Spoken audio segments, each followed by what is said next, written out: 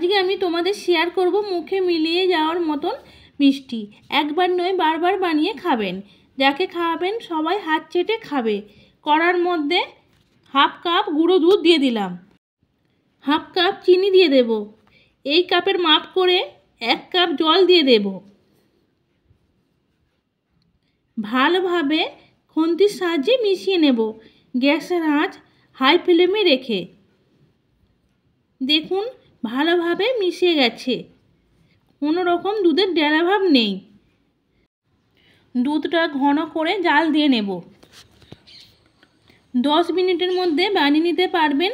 যারা মিষ্টি খেতে পছন্দ করেন তাদের জন্য এই রেসিপিটা একদম পারফেক্ট। দেখুন দুধটা অনেকটাই ঘন হতে শুরু করেছে। একটা মিক্সির জারের মধ্যে 3টে এলাচ, কিছুটা আমন্ড দিয়ে দিলাম। ঢাকনা বন্ধ করে গুঁড়ো করে নেব। দেখুন গুঁড়ো করা হয়ে গেছে। এবার দুধের মধ্যে দিয়ে দেব। ভিডিওটা খুবই ভালো লাগবে, প্রথম থেকে শেষ পর্যন্ত দেখবেন।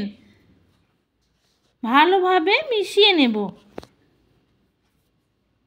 দেখুন ভালোভাবে মেশানো হয়ে গেছে। ছোট থেকে বড় সবাই পছন্দ করবে। 2 চামচ কাস্টার্ড পাউডার নিয়ে নেব।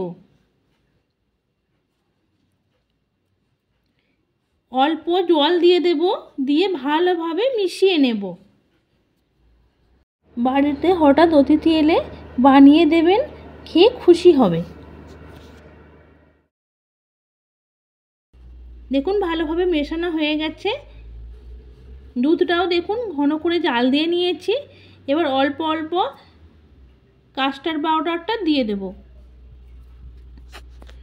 এবার গ্যাসের আঁচ মাঝারি আঁচে রেখে ফুটিয়ে নেব।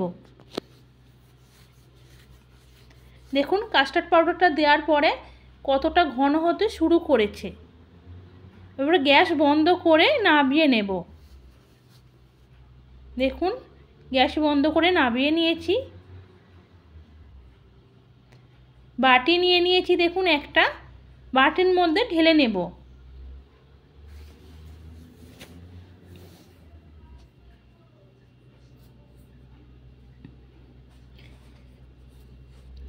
এই মিষ্টিটা কোনো রকম ঝামেলা ছাড়াই সহজেই বানিয়ে নিতে পারবেন। দেখুন একটা বাটির মধ্যে ঢেলে নিয়েছি, আরও একটা বাটি নিয়ে নেব, বাকি মিষ্টিটা ঢেলে নেব। ফ্রিজের মধ্যে 2 থেকে 3 ঘন্টা রেখে দেব।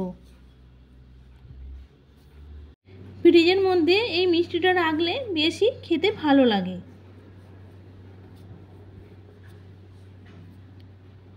দেখুন সব মিষ্টিটা বাটির মধ্যে ঢেলে নিয়েছি। 3 ঘন্টা ফ্রিজে রেখে দিয়েছিলাম, 3 ঘন্টা বাদে বাটিটা নিয়ে এসেছি। দেখুন রেডি হয়ে গেছে মুখে মিলিয়ে যাওয়ার মতন মিষ্টি। এই রেসিপিটা একবার হলেও ট্রাই করে দেখবেন, খুব ভালো লাগবে।